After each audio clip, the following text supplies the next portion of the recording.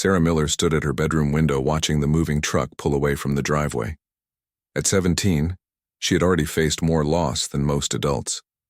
Her mother had passed away 2 years ago after a long battle with cancer, leaving Sarah and her father to navigate their grief together. Now everything was changing again. Her father, David, had remarried just 6 months after meeting Margaret at a business conference. Margaret came with her own daughter, Jessica, who was the same age as Sarah but lived in a completely different world. Where Sarah wore simple clothes and helped with household chores, Jessica arrived with designer bags and an attitude that matched her expensive taste. The wedding had been small and rushed. Sarah remembered standing in the courthouse wearing her mother's old dress that she had altered herself, while Margaret wore a stunning white suit that probably cost more than Sarah's entire wardrobe. Jessica had rolled her eyes throughout the ceremony, making it clear she wasn't thrilled about gaining a stepsister. "Sarah, come down and help Jessica settle in," her father called from downstairs. His voice carried that hopeful tone he had been using lately, as if enthusiasm alone could blend their two families seamlessly. Sarah made her way downstairs to find Margaret directing the placement of expensive furniture and artwork. The living room that had once been filled with family photos and her mother's handmade quilts was being transformed into something that looked like it belonged in a magazine. Everything warm and personal was being packed away or moved to storage. "Oh, Sarah dear," Margaret said with a smile that didn't quite reach her eyes. "I hope you don't mind, but we've had to make some adjustments to accommodate our things. Your father mentioned you're quite good at adapting." Jessica flopped down on the new leather sofa, her perfectly manicured nails tapping against her phone screen. "Mom, can you make sure my room has better lighting? I need good lighting for my Instagram photos." Sarah watched as her father eagerly agreed to install professional lighting in Jessica's room. She couldn't remember the last time he had been so attentive to her needs. When she had asked for art supplies for her drawings, he had suggested she find a part-time job to pay for them herself. "Sarah's quite the artist," David said proudly, trying to include her in the conversation. "Show them your portfolio, sweetheart." Sarah hesitated, then retrieved her worn sketchbook from the kitchen counter. Her drawings were her escape, her way of processing the world around her. She had been working on a series of portraits and landscapes, dreaming of applying to art school after graduation. Margaret flipped through the pages quickly, her expression polite but unimpressed. "How nice. Very rustic," she said, handing the book back. "Of course, art is such an uncertain career path. Jessica here is focusing on more practical pursuits. She's already been accepted to several prestigious universities." Jessica looked up from her phone long enough to glance at Sarah's artwork. "It's cute," she said with a dismissive shrug. "Very high school." Sarah felt her cheeks burn, but she forced herself to smile. Her father looked uncomfortable, but he didn't defend her work. Instead, he changed the subject to dinner plans, suggesting they order from an expensive restaurant to celebrate their new family. That evening, as they sat around the dining room table with takeout containers from a fancy Italian restaurant, Margaret began outlining her expectations for their household. She spoke in the tone of someone accustomed to being obeyed, discussing chore schedules and house rules as if Sarah were an employee, rather than her stepdaughter. "I believe in teaching responsibility," Margaret said, serving Jessica a generous portion while giving Sarah a much smaller serving. "Sarah, since you're the same age as Jessica but don't have the same academic pressures, you'll be handling most of the household tasks. Jessica needs to focus on maintaining her grades and preparing for college." Sarah looked to her father, expecting him to object, but David just nodded along. "That sounds fair," he said. "Sarah's always been independent." "What about my art?" Sarah asked quietly. "I was planning to work on my portfolio for art school applications." Margaret laughed, but there was no warmth in it. "Oh dear, let's be realistic. Art school is expensive, and frankly, it's not a practical investment. Jessica's education is already planned and budgeted for. Perhaps you could consider community college for something more useful, like business or nursing." Sarah felt something crack inside her chest. Her dreams of art school had been the one thing keeping her hopeful about the future. She had been secretly working extra hours at the local diner, saving every tip to pay for application fees and art supplies. "I've been saving money," Sarah said, her voice stronger now. "I can pay for my own applications." "Savings?" Margaret raised an eyebrow. "Sarah, you're part of this family now and families contribute. Those savings could be much better used helping with household expenses.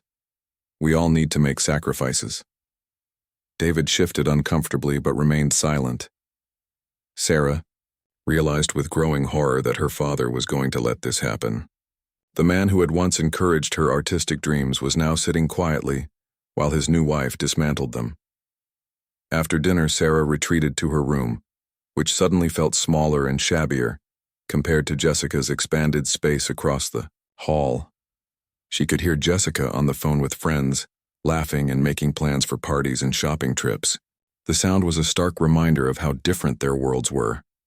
Sarah opened her sketchbook and began drawing, letting her emotions flow through the pencil strokes. She drew her mother's face from memory, trying to capture the warmth and encouragement that used to fill their home. As she drew, she made a silent promise to herself. She wouldn't let Margaret crush her dreams. She would find a way to pursue her art, no matter what obstacles were placed in her path. Outside her window, she could see Margaret and Jessica laughing, together in the backyard, already looking like they owned the place. Sarah knew that her life had changed forever, but she was determined not to let it change who she was or what she wanted to become. Her journey was just beginning, and she would fight for her dreams even if she had to do it alone. 3 months into the new living arrangement, Sarah's daily routine had become a relentless cycle of chores and exhaustion. Every morning she woke up an hour before everyone else to prepare breakfast, pack Jessica's lunch with expensive organic foods that Margaret special ordered, and ensure the house was spotless before school. Margaret had systematically taken over every aspect of household management, making decisions that consistently favored Jessica while burdening Sarah with increasing responsibilities. The final blow came when Margaret announced that Sarah's after-school job at the diner would need to end. "I've given this considerable thought," Margaret said during one of their family meetings, which had become weekly events where she handed down new rules and expectations. "Sarah, your grades have been slipping, and I believe it's because you're spreading yourself too thin with that job." Sarah's grades hadn't actually declined significantly. She had received 1 B- in chemistry, which she was working to bring back up. But Margaret had a way of presenting information that made her sound reasonable and concerned, even when her motives were anything but pure. "But I need that job," Sarah protested, thinking of her carefully saved money that was now being used for household expenses at Margaret's insistence. "I'm saving for college applications." "College applications can wait until you've proven you can manage your current responsibilities," Margaret replied smoothly. "Besides, Jessica needs more support with her extracurricular activities. You'll be driving her to debate practice, volunteer work, and college prep courses. It's important that we all contribute to Jessica's success." David nodded along, as he always did now. Sarah had watched her father transform from the man who used to encourage her dreams into someone who seemed afraid to disagree with his new wife. He avoided eye contact when Margaret made these pronouncements, focusing instead on his newspaper or his phone. The loss of her job meant losing more than just income. The diner had been Sarah's refuge, a place where Mrs. Chen, the owner, appreciated her work ethic and often let her practice drawing during slow periods. Mrs. Chen had even offered to write her a recommendation letter for art school. Now that connection was severed. Jessica seemed to delight in her elevated status within the household. She had quickly learned to weaponize Margaret's favoritism, complaining about everything from the water temperature in her shower to the thread count of her sheets. Each complaint resulted in more work for Sarah and more expenses that ate into the family budget that Margaret controlled. "Sarah, Jessica's room needs to be cleaned properly," Margaret announced one Saturday morning. "She has friends coming over this afternoon and it needs to be perfect." Sarah looked up from her own homework, which she had been trying to complete at the kitchen table since her room had become too noisy due to construction work on Jessica's adjacent bathroom expansion. "I cleaned it yesterday," she said. "Well, it's not clean enough. Jessica has standards, and when her friends see our home, they're seeing a reflection of our family values." The unspoken message was clear. Sarah's standards weren't good enough, and her contribution to the family image was constantly found lacking. As Sarah climbed the stairs to clean Jessica's already pristine room, she overheard Margaret on the phone, with someone, probably her sister. "Oh, it's going wonderfully," Margaret was saying. "Jessica is thriving, and David is so generous with supporting her goals. The other girl, well, she's fine. Very helpful around the house. Not particularly ambitious, but not everyone can be a high achiever like Jessica." The casual dismissal stung more than outright cruelty would have. Margaret had reduced Sarah to a convenient domestic worker, erasing her dreams and potential with a few careless words. That afternoon, Jessica's friends arrived for what was supposedly a study group, but looked more like a social gathering. Sarah was expected to serve snacks and drinks, essentially working as a server in her own home, as she carried in a tray of expensive appetizers that Margaret had ordered specially for the occasion. She heard one of Jessica's friends commenting, "Your house is so nice, Jess, and it's so convenient having someone to take care of everything." "Oh, that's just my stepsister," Jessica replied casually. "She's really good at that stuff. It's probably for the best since she's not really college material anyway." Sarah nearly dropped the tray. She set it down carefully and left the room before anyone could see the tears forming in her eyes. In the kitchen, she found Margaret putting together another elaborate spread. "I hope you're learning something from watching Jessica and her friends," Margaret said without looking up. "Success requires focus and the right priorities. Jessica doesn't waste time on frivolous pursuits." "Art isn't frivolous," Sarah said quietly, surprised by her own boldness. Margaret finally looked at her, and her expression was cold. "Art is a luxury, Sarah, and luxuries are for people who can afford them.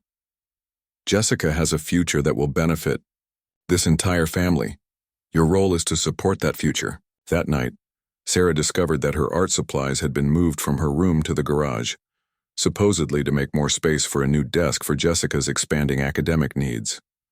Her paints had been damaged by the cold, and several of her brushes were missing.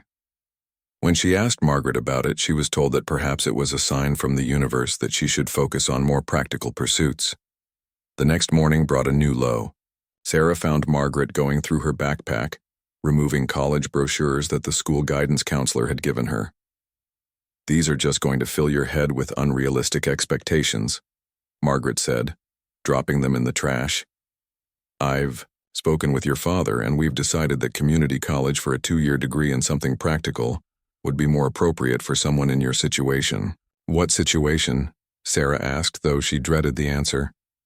"Well, dear, let's be honest about your resources and abilities. You're not Jessica. You don't have her advantages or her natural talents. It's better to have realistic goals than to set yourself up for disappointment."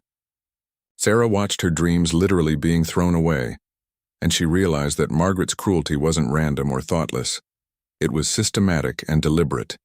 Every action was designed to diminish Sarah's confidence and opportunities while elevating Jessica's prospects. But as Sarah retrieved those brochures from the trash later that night, she felt something new stirring inside her. It wasn't just anger or sadness anymore. It was determination. Margaret might control the household and her father's decisions, but she couldn't control Sarah's will to succeed. The battle for her future was just beginning, and Sarah was finally ready to fight back. Sarah's breaking point came on a Tuesday morning in November, when she discovered that Margaret had thrown away her portfolio. Not just hidden it or moved it, but actually destroyed months of her best work. The pieces she had been preparing for, college applications, were gone, torn and discarded like worthless trash. "It was taking up too much space," Margaret said casually when confronted, not even bothering to look up from her coffee. "Besides, I thought we had agreed that you were moving in a more practical direction." "We never agreed to anything," Sarah said, her voice shaking with rage and heartbreak. "Those were my college applications. You had no right." "I have every right to make decisions about what happens in my home," Margaret replied, her mask of false kindness finally slipping completely. "Your father agrees with me that this art obsession has gone too far." Sarah looked to her father, who was reading his newspaper with obvious discomfort. "Dad?" she said quietly. David finally looked up, his face troubled but resigned. Maybe Margaret has a point, sweetheart. Art school is very competitive and expensive. Maybe it's time to consider other options. In that moment, Sarah realized she was truly alone. But instead of breaking her, this realization sparked something fierce and unbreakable within her. If no one was going to fight for her dreams, she would fight for them herself. That afternoon, instead of going straight home after school, Sarah went to the public library. She spent hours researching art schools, scholarship opportunities, and application requirements. She learned about need-based aid, work-study programs, and alternative pathways to art education. Most importantly, she discovered that many schools accepted digital portfolios, which meant she could start rebuilding her work without Margaret being able to destroy it again. Sarah also reached out to her old boss at the diner. Mrs. Chen was more than happy to have her back, especially for weekend shifts when Sarah could work without interfering with her household duties. She arranged to have her paychecks deposited into a new bank account that Margaret didn't know about.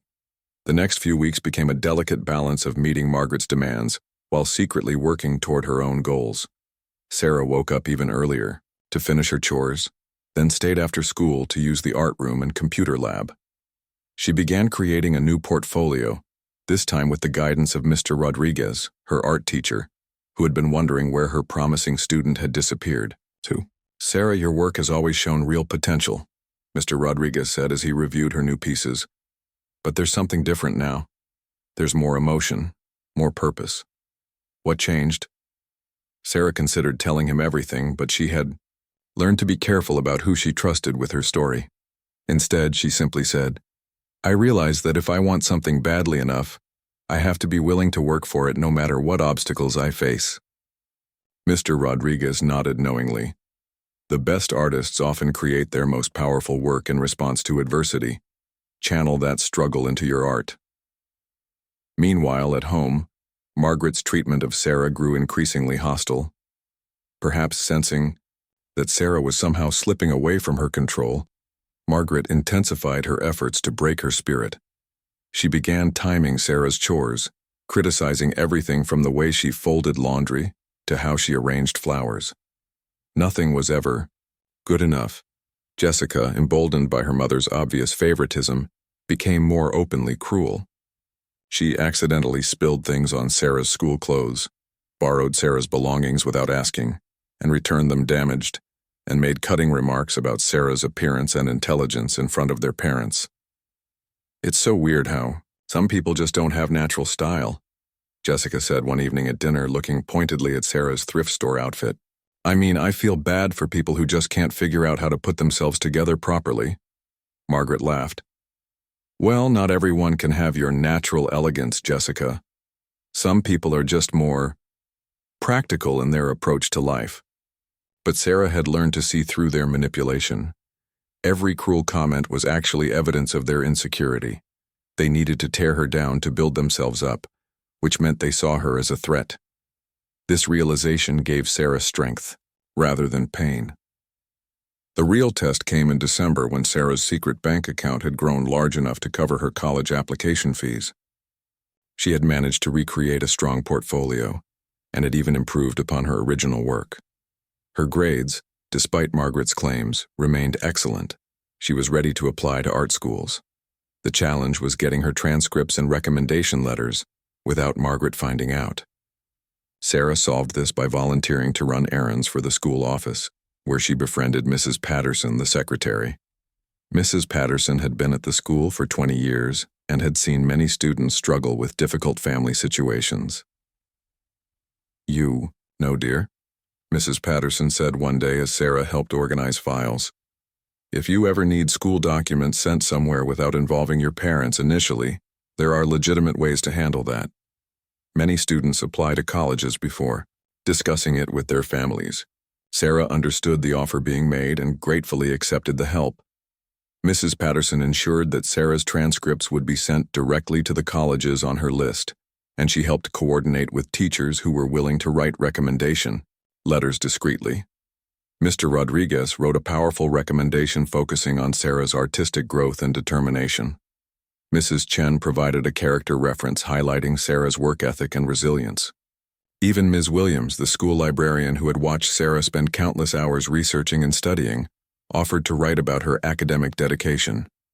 By Christmas break, Sarah had submitted applications to 6 art schools, including several with strong financial aid programs.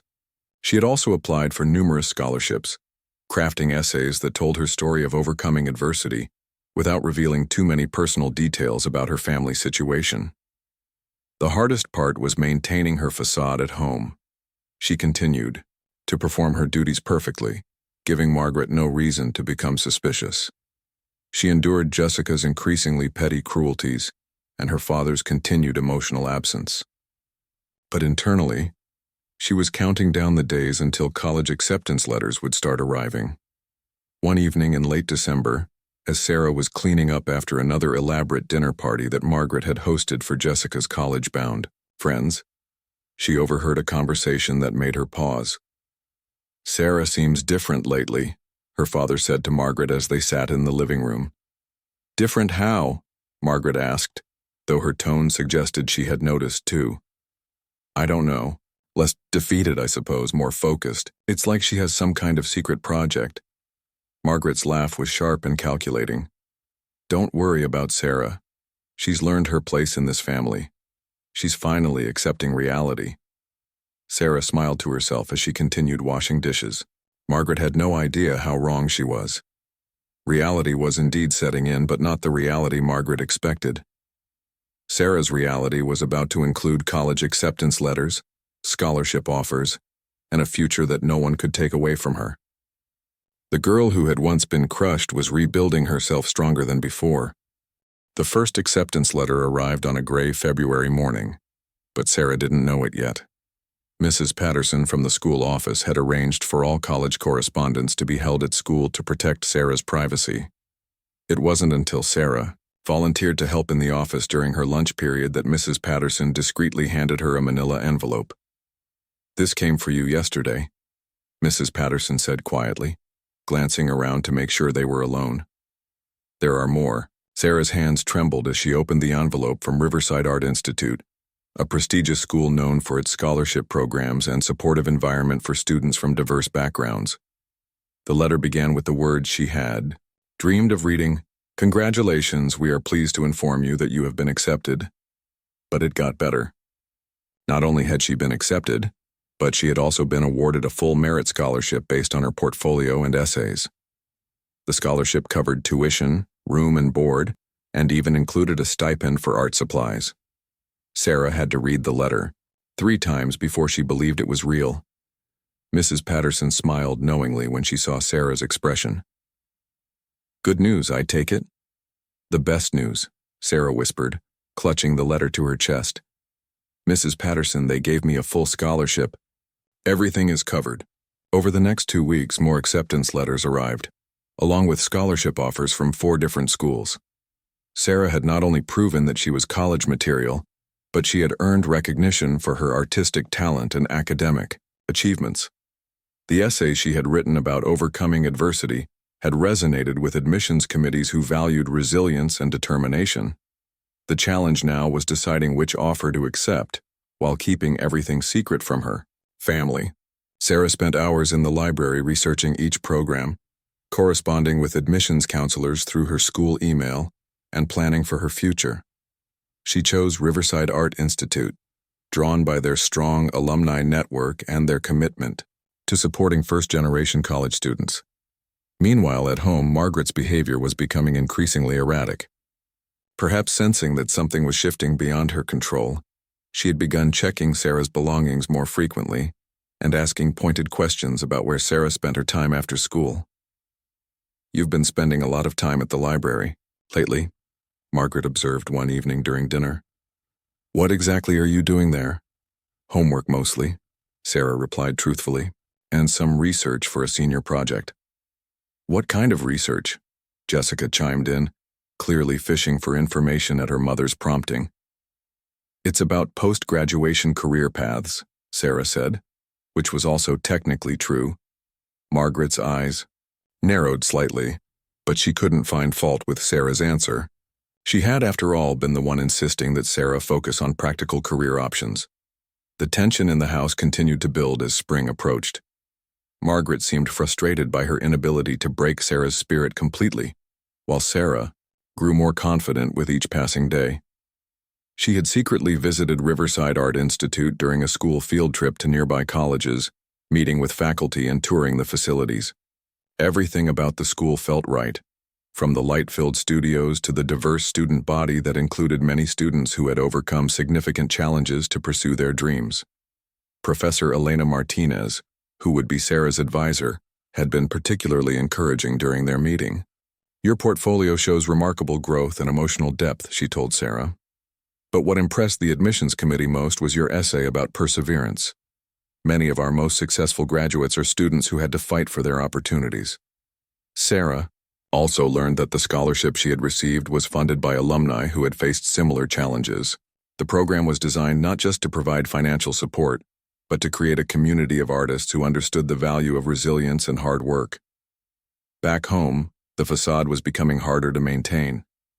Sarah found herself daydreaming about September, when she would finally be free to pursue her passion without interference. She had already arranged to work full-time at the diner over the summer, to save money for personal expenses, and to establish more independence before leaving for college. The breaking point came in early April, when Margaret discovered Sarah's acceptance letters. Sarah had been keeping them in her locker at school, but she had brought them home one evening to review financial aid details. She had hidden them under her mattress, but Margaret's increasingly invasive searches of Sarah's room had grown more thorough. Sarah came home from her shift at the diner to find Margaret and Jessica waiting in the living room. The acceptance letters spread across the coffee table like evidence in a trial. Her father sat nearby, looking confused and uncomfortable. Well, Margaret said, her voice dripping with false sweetness. "It seems our little Sarah has been keeping secrets." Sarah's heart pounded, but she forced herself to remain calm. This moment had been inevitable, and she had prepared for it. "Those are my college acceptance letters," she said simply. "College?" David looked genuinely surprised. "Sarah, we talked about community college. When did you apply to these places?" "I applied to the schools I wanted to attend," Sarah replied, meeting her father's eyes directly, "and I was accepted with full scholarships." Margaret's mask slipped completely. "Full scholarships?" she repeated incredulously. "That's impossible. These schools don't just give away full rides to people like you. People like me?" Sarah asked, raising an eyebrow. "You mean people who work hard and have talent?" Jessica looked through the letters with obvious jealousy. "Riverside Art Institute is supposed to be really hard to get into," she said reluctantly. "How did you even know about these schools?" "I researched them," Sarah said. "I spent months preparing applications, writing essays, and building a portfolio. While you were at parties, I was working toward my goals." Margaret stood up abruptly, her face flushed with anger. "This is unacceptable. You went behind our backs. You defied our decisions about your future. These applications are being withdrawn immediately." "Actually," Sarah said calmly, "I'm 18 now. You can't withdraw my applications, and you can't stop me from accepting these offers." The silence that followed was deafening. Margaret had never been directly challenged like this before, and she clearly didn't know how to respond. David looked back and forth between his wife and daughter, finally beginning to understand the dynamics that had been playing out in his house for months. "Sarah," he said slowly, "these are impressive schools. How did you manage all this?" For the first time in months, Sarah saw a glimmer of the father she remembered. "I had help from my teachers and Mrs. Chen at the diner, and I never stopped believing in my dreams, even when everyone else did." The accusation hung in the air, and David had the grace to look ashamed. Margaret, however, rallied for one final attack. "Dreams don't pay bills, Sarah, and don't think this changes anything. If you insist on this foolish path, you'll be doing it completely on your own. Don't expect any support from this family." Sarah smiled, and for the first time, it was completely genuine. "I never expected any support from you, Margaret. I've been on my own for a long time. The difference is that now I have somewhere to go, The months between Sarah's revelation and her departure for college created a strange atmosphere in the house. Margaret seemed to be in a state of shock that her carefully constructed narrative had crumbled so completely. Jessica, meanwhile, was facing her own reality check as her college acceptances came in with far less generous financial aid packages, despite her supposed advantages. "I don't understand," Jessica complained to her mother one evening in May. "Sarah gets a full ride to some fancy art school and I'm getting waitlisted at schools I thought were sure things." Margaret's response was sharp and bitter. "Life isn't fair, Jessica. Sometimes people get opportunities they don't deserve while others who work hard get overlooked." But Sarah knew the truth was different. Jessica's applications had been impressive on paper, with her high GPA and extensive extracurricular activities. However, her essays had lacked authenticity and passion. Admissions officers could sense when an application was crafted to impress, rather than to express genuine interest and commitment. Sarah's success had also attracted attention at school. Word had spread about her full scholarship to Riverside Art Institute, and students who had barely noticed her before were suddenly interested in her story. The school newspaper wanted to interview her about overcoming obstacles to achieve her dreams. Mr. Rodriguez beamed with pride whenever he saw Sarah in the hallways. "You know, Sarah, in 20 years of teaching, I've rarely seen such a complete transformation in a student.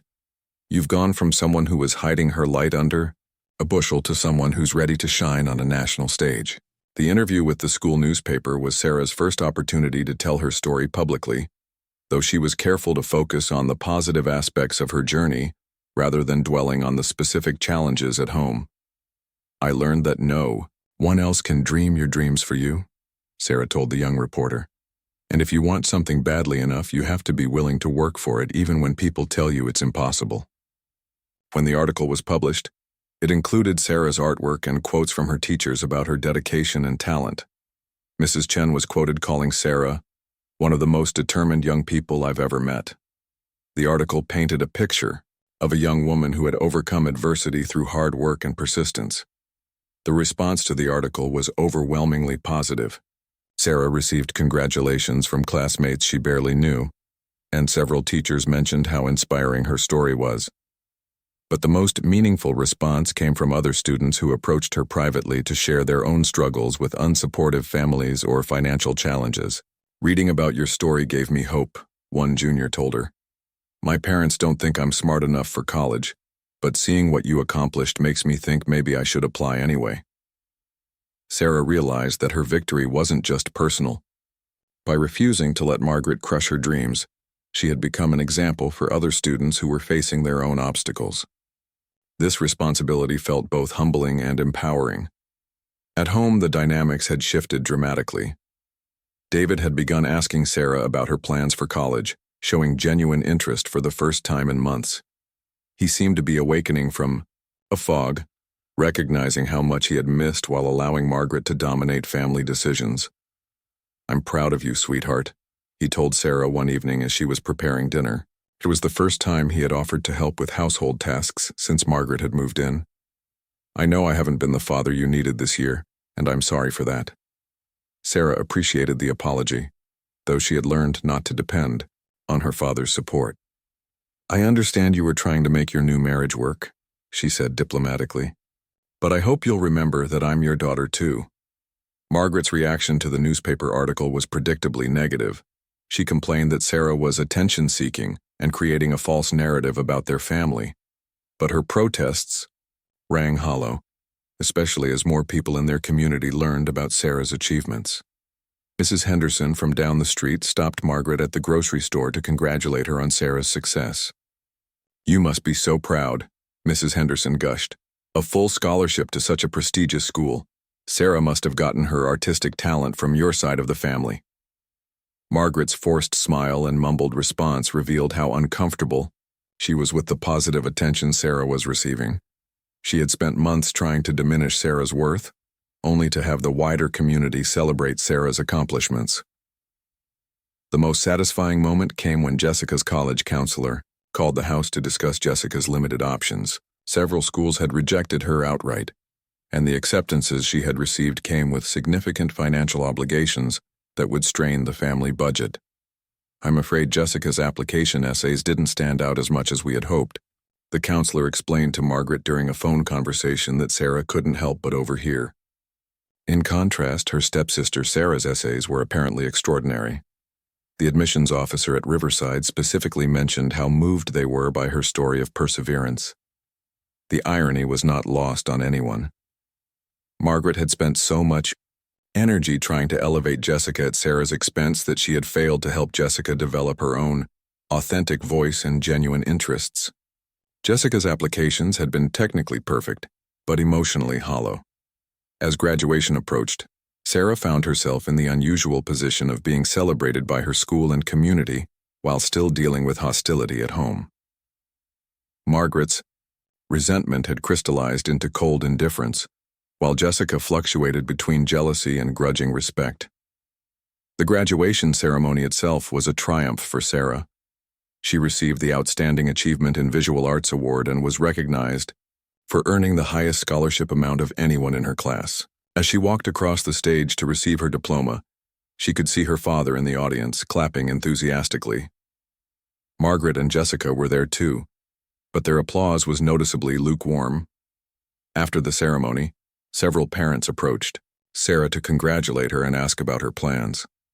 Mrs. Chen was there with her family, beaming as if Sarah were her own daughter. Mr. Rodriguez brought his wife to meet the most inspiring student I've ever taught. But the most meaningful moment came when a woman Sarah didn't recognize approached her. "Excuse me, are you Sarah Miller?" the woman asked. "I'm Dr. Patricia Williams. I graduated from Riverside Art Institute 15 years ago, and I'm now a professor at the University of Chicago. When I heard about your scholarship and read your story in the local paper, I had to come congratulate you in person." Dr. Williams explained that she had also overcome significant family obstacles to pursue her education. "What you've accomplished takes incredible strength," she said. "But I want you to know that getting to college is just the beginning. The real adventure starts now." As Sarah packed her belongings that summer, preparing to leave for Riverside in August, she reflected on the transformation she had undergone. A year ago, she had been a girl whose dreams were being systematically destroyed by people who should have supported her. Now she was a scholarship recipient heading to one of the most respected art schools in the country. The summer job at the diner had taken on new meaning as well. Mrs. Chen had promoted Sarah to assistant manager, giving her valuable leadership experience and a significant raise. The extra money would help with personal expenses at college, but more importantly, the responsibility had boosted Sarah's confidence in her ability to succeed in any environment. "You know," Mrs. Chen said during Sarah's last week of work, "when you first came back to work here after that stepmother of yours made you quit, I could see the fight in your eyes. I knew you were going to make something special happen." Sarah had also used the summer to continue developing her artistic skills. She spent early mornings before work creating new pieces, building on the style that had impressed the admissions committee at Riverside. Her art had evolved to reflect her journey, incorporating themes of resilience, transformation, and hope that resonated with viewers. Local galleries had begun to take notice. The Community Arts Center had featured several of Sarah's pieces in their summer exhibition, with 2 paintings selling to collectors who were moved by the emotion in her work. The money from these sales went directly into her college fund, providing additional security for her future. Margaret's attempts to undermine Sarah's confidence had ultimately backfired in spectacular fashion. Every cruel comment and deliberate obstacle had forced Sarah to develop inner strength and resourcefulness that served her well in all areas of life. She had learned to trust her own judgment, advocate for herself, and persist in the face of adversity. The night before Sarah was set to leave for college, she found her father waiting for her in the kitchen. He looked older somehow, as if the events of the past year had aged him. "Sarah, I owe you a much bigger apology than I gave you before," he said quietly. "I let my fear of conflict override my duty as your father. I should have protected your dreams instead of letting them be attacked." Sarah appreciated his honesty, though she had long since stopped needing his validation. "I understand that you were trying to keep peace in the house," she said, "but I hope you've learned that peace without justice isn't really peace at all." David nodded sadly. "Your mother would be so proud of who you've become," I just wish I had been brave enough to support you the way she would have." The mention of her mother brought tears to Sarah's eyes, but they were tears of gratitude rather than grief. "Mom taught me to believe in myself," Sarah said. "Even when I forgot that lesson for a while, it was still there waiting for me to remember." As Sarah carried her bags to the car the next morning, neighbors came out to wish her well. The whole street seemed to know about her scholarship and her plans. Mrs. Henderson gave her a care package for her dorm room. The young family next door had their children draw pictures for her to take to college. Margaret watched the farewell scene from the living room window, her expression unreadable. She had not spoken directly to Sarah in weeks, maintaining her cold distance even on this significant day. Jessica emerged briefly to say goodbye, offering a handshake that seemed more formal than familial. "Good luck, I guess," Jessica said awkwardly. "Maybe you'll actually make something of yourself." The comment was typical Jessica, but Sarah chose to take it as progress. At least it acknowledged the possibility of her success rather than dismissing it entirely. As they drove away from the house, Sarah felt a complex mix of emotions. Relief was the strongest feeling, but there was also sadness for the family relationships that had been damaged beyond repair. She genuinely hoped that Jessica would find her own path to happiness and that her father would rediscover his courage to stand up for what was right. But mostly, Sarah felt excitement about the future that stretched ahead of her. She had earned her place at Riverside through hard work and determination. She had proven to herself and others that dreams backed by action could overcome even the most determined opposition. The girl who had once cowered under Margaret's criticism was now a young woman ready to take on the challenges and opportunities that awaited her. Sarah's transformation was complete, but her real story was just beginning. 5 years later, Sarah stood in the largest gallery in the city, watching as art collectors, critics, and admirers moved through her first solo exhibition. The show, titled Resilience, featured 24 paintings that traced her journey from a struggling teenager to an emerging artist making waves in the contemporary art world. Sarah had not only graduated from Riverside Art Institute with highest honors, but she had also completed a prestigious fellowship program that had connected her with established artists and gallery owners. Her work had been featured in group exhibitions across the country, and several pieces were now part of permanent museum collections. The centerpiece of tonight's exhibition was a large painting called Breaking Free. It showed a young woman emerging from a house where shadows seemed to grab at her ankles, while bright light beckoned from an open door ahead. The piece had been inspired by the morning Sarah left for college, but it spoke to anyone who had ever fought to escape limitations imposed by others. "Sarah, this piece is extraordinary," said Maria Santos, a prominent art critic whose review could make or break an artist's career. "The way you've captured both struggle and triumph in a single image is remarkable. How does it feel to see your story resonate with so many people?" Sarah smiled, remembering the shy teenager who had once hidden her art in a bedroom that felt like a prison. "It feels like proof that our struggles don't have to define us," she replied. "They can actually become the source of our greatest strength." The gallery was packed with people who had followed Sarah's story from her early newspaper interview, through her college success and into her emerging career. Mrs. Chen was there, proudly telling anyone who would listen about the young woman she had watched grow into an accomplished artist. Mr. Rodriguez had brought his entire family to celebrate his former student's triumph, but the most surprising guests were the ones Sarah hadn't expected to see. Near the back of the gallery, she spotted her father, standing somewhat awkwardly next to Margaret and Jessica. They had driven 3 hours to attend the exhibition, though Sarah couldn't imagine what had motivated them to come. During a quiet moment between interviews, Sarah approached them. Her father looked genuinely moved by what he was seeing, while Margaret appeared uncomfortable but curious. Jessica was studying the paintings with an expression Sarah couldn't quite read. "Dad?" Sarah said warmly. "I didn't know you were coming." "I couldn't miss this," David replied, his voice thick with emotion. "Sarah, I had no idea how talented you really were. These paintings are incredible." Margaret stepped forward, looking uncharacteristically uncertain. "Sarah, I want you to know that I may have been wrong about your potential." The admission seemed to cost her considerable effort. Your success has been quite remarkable." It wasn't a full apology, but Sarah recognized it as the closest thing to one she was likely to receive from Margaret. "Thank you for saying that," Sarah replied graciously. "I hope you can see now that dreams backed by hard work aren't foolish at all." Jessica had been quiet during this exchange, but now she spoke up. "Sarah, can I ask you something privately?" The two women stepped away from the crowd, finding a quieter corner of the gallery. Jessica looked different somehow, less polished and more genuine than Sarah remembered. "I need to apologize," Jessica said bluntly. "I was awful to you and I knew it at the time. I was jealous of your talent and instead of working harder myself, I tried to make you feel small." Sarah was surprised by Jessica's honesty. "What changed? Your mind?" "College was a wake-up call," Jessica admitted. "Without Mom managing everything for me, I had to figure out who I really was. It wasn't pretty. I dropped out sophomore year and spent 2 years working random jobs before I figured out what I actually wanted to do."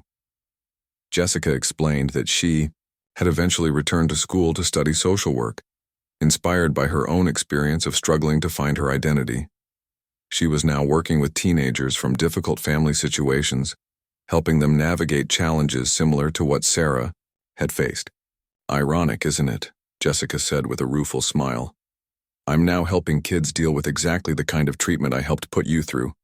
Every day I see young people who remind me of you, and I try to be the advocate I should have been for you back then." Sarah was moved by Jessica's transformation and genuine remorse.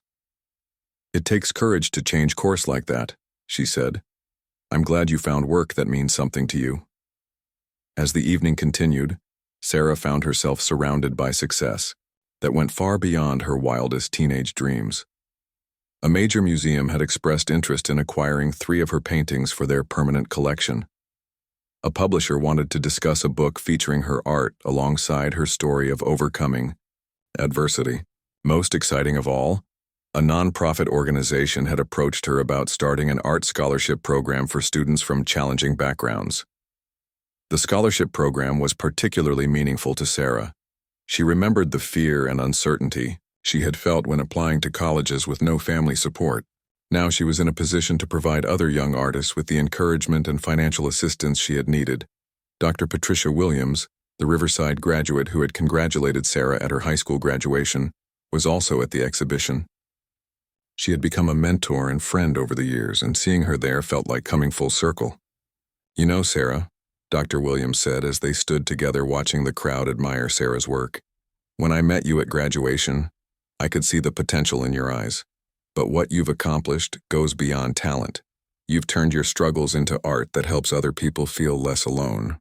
As the evening wound down and the last guests left the gallery, Sarah stood alone among her paintings, reflecting on the journey that had brought her to this moment.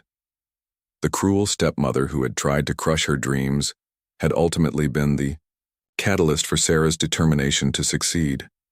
Every obstacle Margaret had placed in her path had taught Sarah valuable lessons about resilience, self-advocacy, and the importance of believing in herself. The newspaper review the next morning exceeded all expectations. The art critic wrote, "Sarah Miller's exhibition Resilience is a masterclass in transforming personal struggle into universal art. Her paintings speak to anyone who has ever been told their dreams are impossible. Miller doesn't just create beautiful art, she creates hope." The review went viral on social media, with people sharing their own stories of overcoming family opposition to pursue their goals. Sarah's Instagram account, which featured both her art and inspirational messages about persistence, gained thousands of new followers overnight. 3 months later, Sarah received a call that would complete her transformation from crushed dreamer to inspiring success story. The MacArthur Foundation wanted to discuss her eligibility for a fellowship grant, recognizing her as an emerging artist whose work was making significant social impact. As Sarah hung up the phone, she thought about the 17-year-old girl who had once felt powerless and alone in her own home. That girl could never have imagined that her deepest struggles would become the foundation of her greatest triumphs. Margaret had tried to crush Sarah's dreams, but instead, she had forged them into something unbreakable. The comeback that shocked everyone was really just the beginning of a story that would inspire countless others to fight for their own dreams, no matter who tried to stop them. Sarah's success wasn't just personal vindication, it was proof that authentic dreams, when pursued with unwavering determination, can survive any attempt to destroy them. The girl who had once been told she wasn't good enough had become a woman who was more than good enough. She was extraordinary.